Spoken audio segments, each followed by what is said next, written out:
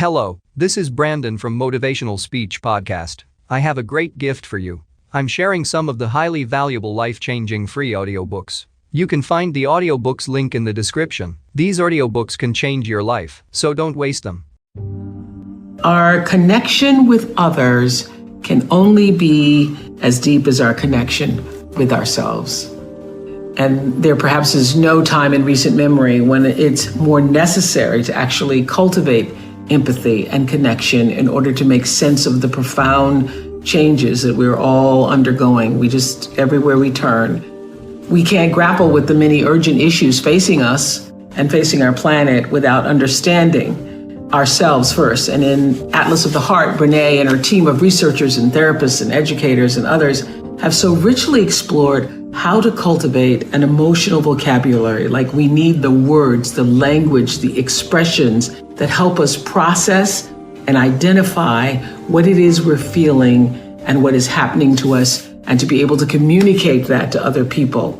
And what they've discovered is that without that, we won't find the solid ground within us that gives us the courage and the confidence to embrace love, to embrace happiness and our own vulnerability, to face and transcend our pains, or to navigate the great uncertainty that is the human condition. So in Brene's words, she says, with an adventurous heart and the right maps, we can travel anywhere and never fear losing ourselves, even when we don't know where we are. I just love that. The solid ground, the anchor we're searching for, is connection.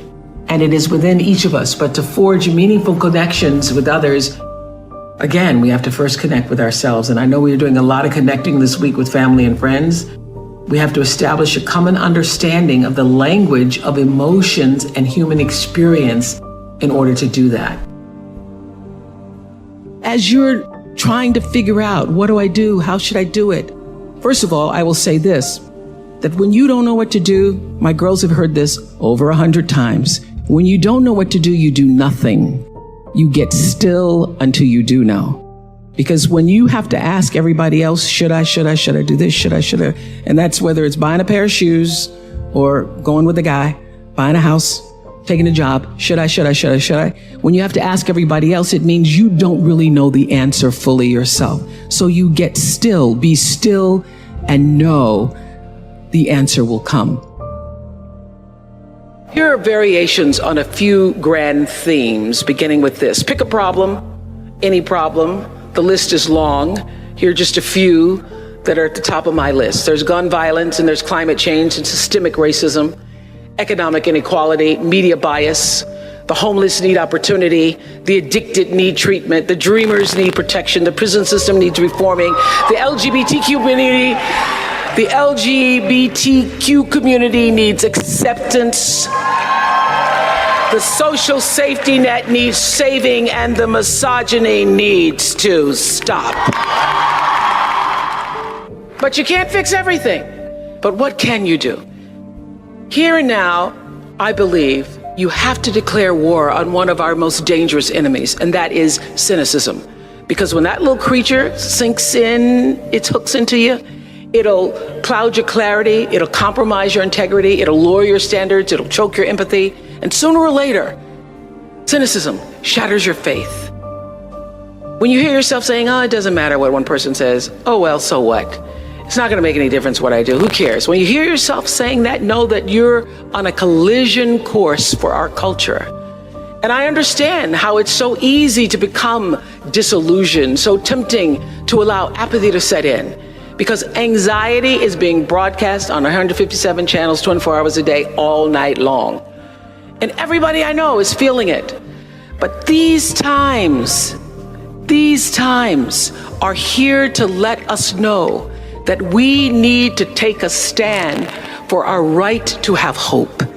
And we need to take a stand with every ounce of wit and courage we can muster.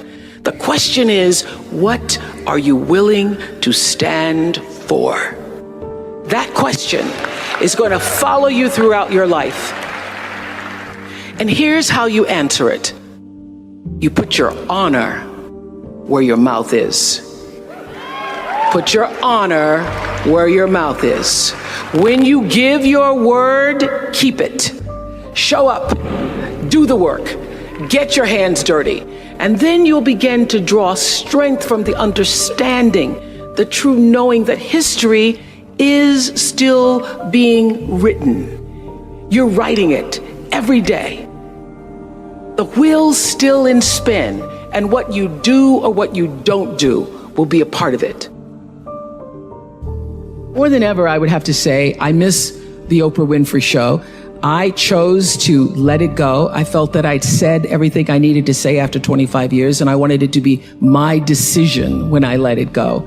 But I will say this past year, and now more than ever, I miss it because I miss the opportunity for the spirit of constructive engagement that platform offered. So 2 weeks after the election last year, I went to a diner in Queens for Oprah Magazine with a group of women. Half of them were Trump supporters, half of them were Hillary supporters. Nobody wanted to come to breakfast. I was like, it's gonna be some great croissants. We're gonna have some nice jams, ladies. Nobody wanted to sit down and have the croissants.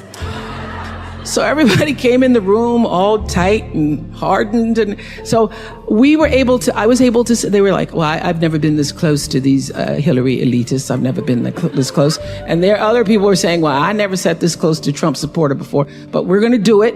I will tell you, after 2.5 hours, I had those women not only eating croissants, sitting around the table, listening to each other's stories, hearing both sides. And by the end, they were holding hands, exchanging emails and phone numbers and singing Reach Out and Touch. We're all pretending to be Diana Ross, which means it's possible, it can happen. So I want you to work in your own way to change the world in respectful conversations with others at a rate and a rhythm that's in tune with the source from which you have come, your truth. And I want you to enter every situation aware of its context, open to hear the truths of others, and most important, open to letting the process of changing the world change you. That is the spirit of constructive engagement. So that's the goal, to be a compassionate woman of substance, to be committed, to have constructive engagement, to live this life of substance. What I know for sure is if you focus on the substance, the success will come. These past few weeks, I've been thinking a lot about Adele and our one night only conversation that we had for CBS. Such a beautiful conversation and concert and beautiful album. You can feel her heart and soul in every lyric on 30. Her emotional pain, she seems to have used as a muse. I said that to her during our conversation. And you know by now that she wrote that album while going through a divorce. And she told me that she left her marriage in pursuit of her own happiness. And she has so many meaningful things to say about choosing you and not being guilty about it. The pursuit of your own happiness is enough of a reason to make a major change, like Adele did. Let that sink in for a minute. So how did Adele find the bravery to trust herself and uproot her life? I asked her just that, and her answer struck me. She told me that she imagined the person she would want her 9-year-old son to know. When she was unhappy, which she was in the marriage, her son, wasn't getting the best version of her. So Adele dedicated the album to him as a way of telling him what she was going through. So, of course, Adele's situation is specific to her, but the greater lesson can apply to just everyone. So many women stay in miserable situations, whether it's their job, their friendships, romantic relationships, and even encounters with family members because they don't feel they have the strength or the right to let go.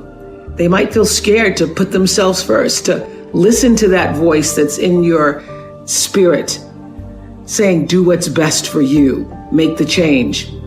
The best thing I gathered from this new 30 album, along with being soothed by the music, it's such a great album, is an even more compelling understanding that choosing happiness for yourself is what truly allows you to begin bringing happiness to other people. So during the holiday season, we've already been conditioned to give and give and give and give and give and give and give to others, but it's important to make time for yourself too. That care is the gift you give to yourself. And that's what we're taking away from this week, I'm hoping. Being able to choose what's right for you and knowing when it is right.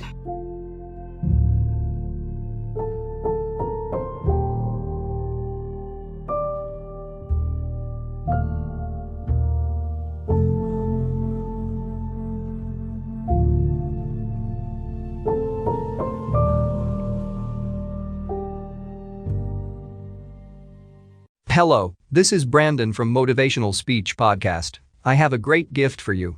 I'm sharing some of the highly valuable life-changing free audiobooks. You can find the audiobooks link in the description. These audiobooks can change your life, so don't waste them.